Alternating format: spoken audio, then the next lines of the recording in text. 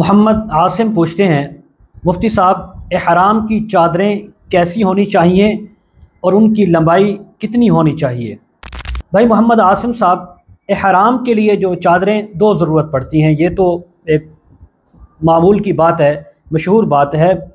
अब जो चादर आपने ऊपर बांधनी है कि दाएं कंधे के नीचे से निकालकर बाएं कंधे के ऊपर डालनी है, तो इसके बारे में आम तौर पर उलमा ने यही बयान किया है, फ़ुक़हा ने, कि उसकी लंबाई तकरीबन 2.5 मीटर होनी चाहिए, ताकि वो आसानी के साथ आप एक कंधे के नीचे से निकालकर दूसरे कंधे के ऊपर डालेंगे। तो ये इतनी लंबाई क्यों होनी चाहिए? ये इसलिए होनी चाहिए ताकि तवाफ़ के दौरान, साई के दौरान आपको परेशानी ना हो। छोटी चादर होने की वजह से बार बार वो उतर जाती है, फिर उसको ऊपर डालना पड़ता है, फिर उतर जाती है।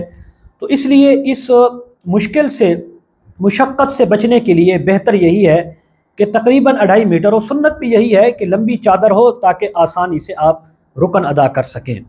दूसरा, जो तह बंद के लिए चादर होती है, उसकी लंबाई तकरीबन 2.25 मीटर पक्की होनी चाहिए, ताकि आप उसको बांधें और उसका 1-2 बल जब देना पड़ता है तो उसमें वो काफ़ी जो है वो चादर लपेट दी जाती है। अगर चादर छोटी हो तो फिर उसके अंदर ये होता है कि बल भी सही से नहीं आता, और जब बल नहीं आएगा तो सतर पोशी भी सही से नहीं हो सकती। बाज़ औक़ात यूँ होता है कि भीड़ के अंदर जब कोई धक्का वगैरह लगता है तो वो इंसान की जो सतर है वो नंगा हो सकता है। और एहराम जो यानी नीचे तहबंद के तौर पर बांधते हैं, वो नाफ से लेकर इंसान के जो घुटने हैं वहाँ तक ये कवर करना बिल्कुल लाजमी और वाजिब है।